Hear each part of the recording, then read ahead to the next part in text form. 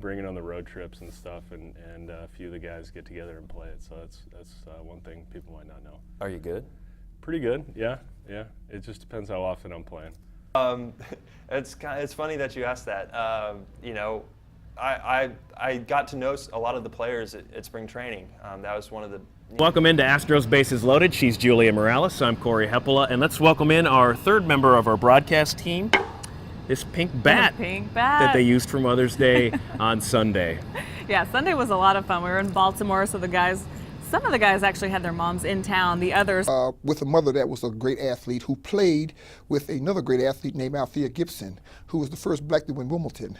And have an opportunity to talk with her about the sport of. I was at Arizona State, and we had actually had Deontay came in the summer with another guy, T. Shepard, and they both came during the summer. And we got Earl, we got Pastorin, everybody want to get their names in the paper. So I believe juggling and keeping all those people happy.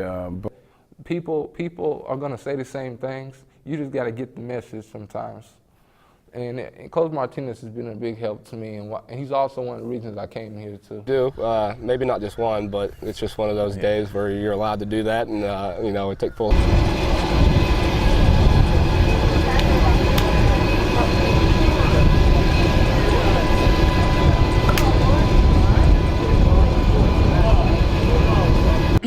Two, one. Here he is, the newest Houston Rocket, James Harden. And James, overall, your first impressions of being here in Houston? I'm excited. You know, I'm excited to be here. A new journey, a new path in my career.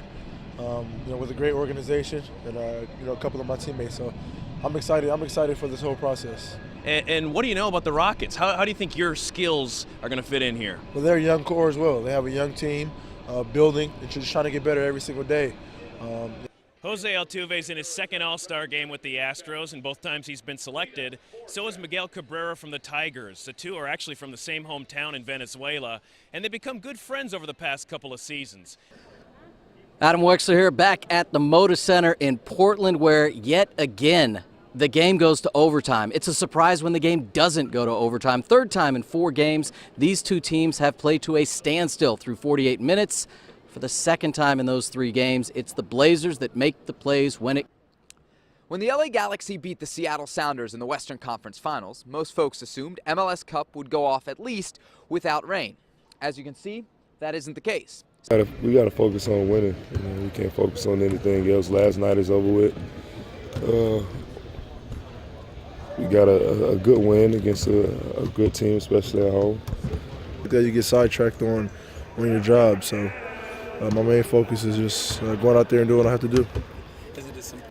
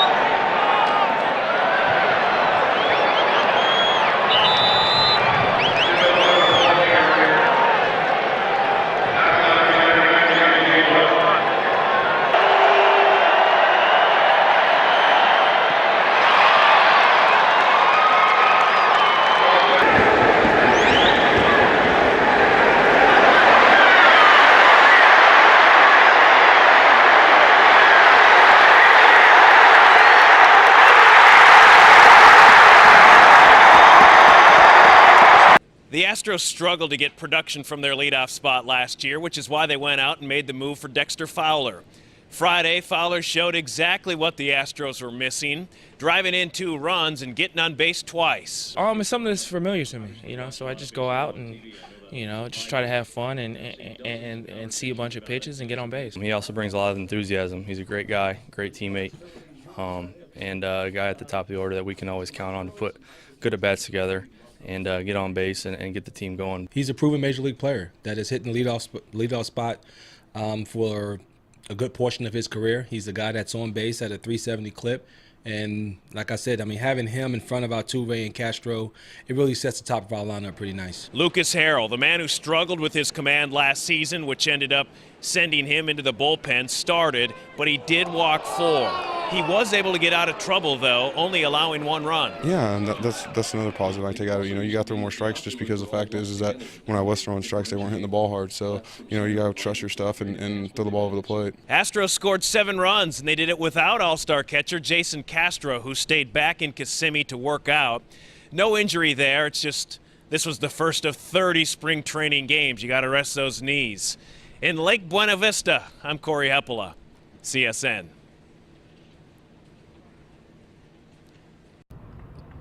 And then on Saturday, one of the more intriguing opening day matchups in college football, LSU against Wisconsin right here at NRG Stadium.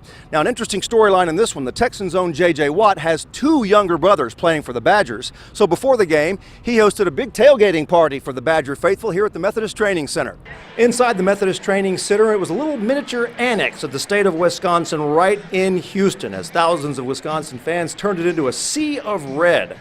Watt was glad to be their host and thankful for all the support. It's really cool. It's fun to get a chance to show them what a little bit of my new hometown, so to speak, and it's a great chance to have some fun and interact with the Badger fans again.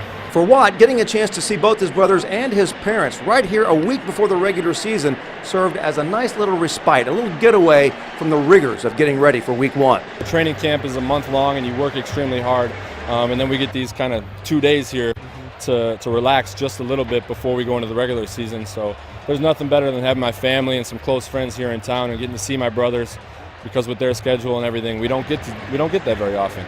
But Watt wasn't the only All-Pro on the field here to support his team and a brother. Arizona Cardinals defensive back Patrick Peterson was also here to support the Tigers and his younger brother Avery Peterson, who is trying to emerge from his large shadow. But Texans tight end Garrett Graham was on the Wisconsin sideline, so if you're talking NFL player for NFL player, Wisconsin had the edge tonight. But in terms of fan support, there's no question this was like a home game for LSU. Reporting from NRG Stadium, Bart Ennis for CSN.